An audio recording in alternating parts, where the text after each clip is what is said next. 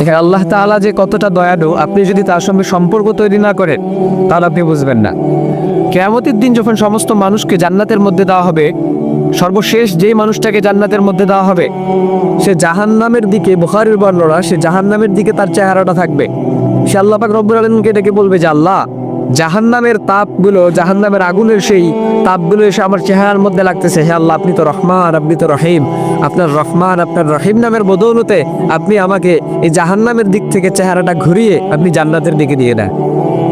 আল্লাহ পাক রব্বুল আলামিন বলবে যে বান্দা না না, এটা কখনো হবে না। তো বান্দা আল্লাহ পাক রব্বুল আলামিনের কাছে জেরা করতে থাকবে যে আল্লাহ, আপনি তো রহমান, আপনি তো রহিম, আপনি তো দুনিয়ার মধ্যে বলছেন আপনি সবচেয়ে দয়ালু, আপনার রহমান রহিম নামের উসিলায় হলেও আল্লাহ আপনি অন্তত আমার চেহারাটাকে ফিরিয়ে দেন। তা আল্লাহ পাক রব্বুল আলামিনের একটু দয়া হবে, তিনি বলবেন যে বান্দা, এটাই শেষ, তুমি আমার কাছে আর কোনো আবদার করতে পারবে না। এই তোমার একটা আবদার আমি রাখবো যে তোমার চেহারাটাকে আমি জাহান্নামের দিক থেকে নিয়ে জান্নাতের দিকে ফেরায় রাখবো। বান্দা বলবে যে ঠিক আছে আল্লাহ, আপনার ইজ্জতের কসম, আপনার জালালিয়তের কসম, আমি কখনো আপনার কাছে আর কোনো কিছুর আবদার করবো না। তো আল্লাহ পাক রব্বুল আলামিন সেই বান্দার চেহারাটাকে জান্নাতের দিকে করে রাখবে। এরপর কিছুক্ষণ চুপ থাকার পর বান্দা আবার বলবে, কারণ বান্দা মানব জাতির চেয়ে বেহায়া জাতি, সে আবার আল্লাহ পাক রব্বুল আলামিনকে ডেকে বলবে যে আল্লাহ, এটাই লাস্ট চান্স, আর আপনার কাছে আর কখনো কোনো আবদার করব না।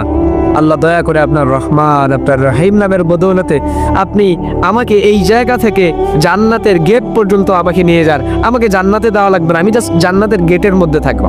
আল্লাহ বলবে কখনোই সম্ভব না, অসম্ভব। বান্দা বলবে আল্লাহ, আপনি না রহমান, আপনি না রহিম, আপনি না গফফার, আপনি না ক্ষমা করনেওয়ালা, আপনি দুনিয়ার মধ্যে আমরা পড়েছি বা দুনিয়ার মধ্যে আমরা আপনাকে রহমান রহিম, আপনাকে দয়ালু হিসেবে আমরা জানতাম। আল্লাহ পাক রব্বুল আলামিন আবার অন্তরটা খুশি হয়ে, আল্লাহ পাক রব্বুল আলামিন খুশি হয়ে ওই বান্দাকে উঠিয়ে জান্নাতের গেটের মধ্যে রাখবে এবং আল্লাহ পাক রব্বুল আলামিন বলবে বান্দা, এটাই লাস্ট চান্স, এরপরে আর কোনো আবদার করতে পারবো না। বান্দা বলে যে ঠিক আছে।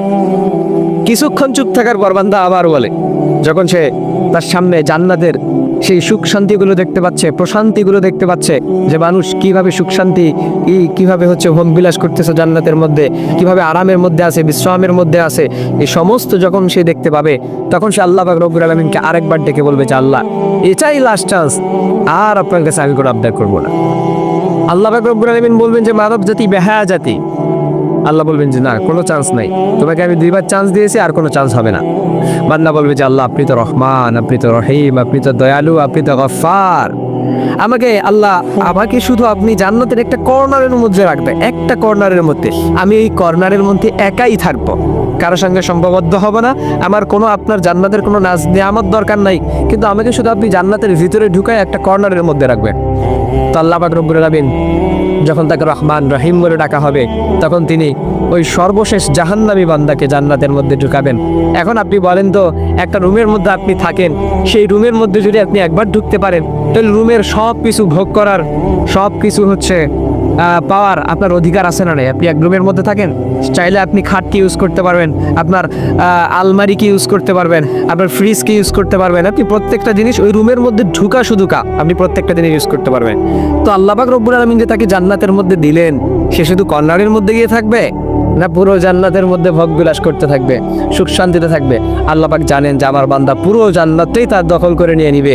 আল্লাহ পাক রব্বুল আলামিন তাকে রহমান রহিম নামে ডাকার কারণে তিনি তাকে জাহান্নাম থেকে উঠিয়ে জান্নাতের মধ্যে দিয়ে দিবেন। এখন আপনি চিন্তা করেন যে কিয়ামতের দিন আল্লাহ পাক রব্বুল আলামিন এই ভয়াবহ অবস্থাতেও জাহান্নাম থেকে মানুষদেরকে জান্নাতের মধ্যে উঠাই দিতে পারেন রহমান রহিম। তাকে একবার রব্বে কারীম বলে ডাকলে পরে তিনি খুশি হয়ে যান, জাহান্নামী মানুষকে জান্নাতে দিয়ে দেন। আর দুনিয়ার মধ্যে আপনি হাজারো গুনাহ করে ফেলছেন, আপনি পাপ করতে করতে শেষ করে ফেলছেন, তারপরও কি একবার আল্লাহ পাক রব্বুল আলামিনকে রহমান রহিম বলে ডাকার কারণে আল্লাহ পাক কি আপনাকে ক্ষমা করতে পারেন না? তার কাছে কি এই শক্তি নাই? অবশ্যই আছে।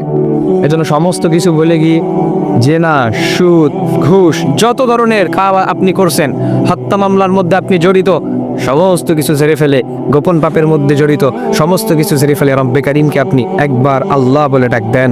আপনার মাকে মা বলে ডাকলে যেমনিভাবে খুশি হয়, বাবাকে বাবা বলে ডাকলে যেমনিভাবে খুশি হয়, আল্লাহকে আল্লাহ বলে একবার ডাকেন, রহমান রহিম গফফার বলে একবার ডেকে দেখেন, আল্লাহ পাক আপনার গুনাহগুলোকে মাফ করে আপনার গুনাহগুলোকে নেকিতে পরিবর্তন করবেন ইনশাআল্লাহ।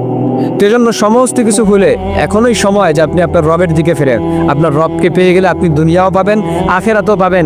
আর আপনি আপনার রবকে পেয়ে গেলে কিছুই আর আপনার দরকার নাই, আপনি জাস্ট আপনার দরকার যে আপনার রব্বে কারীম আপনার সঙ্গী হবে। রব্বে কারিমের সাথে আপনার সম্পর্ক থাকা দরকার, আর দুনিয়ার আপনার কিছুই দরকার নেই।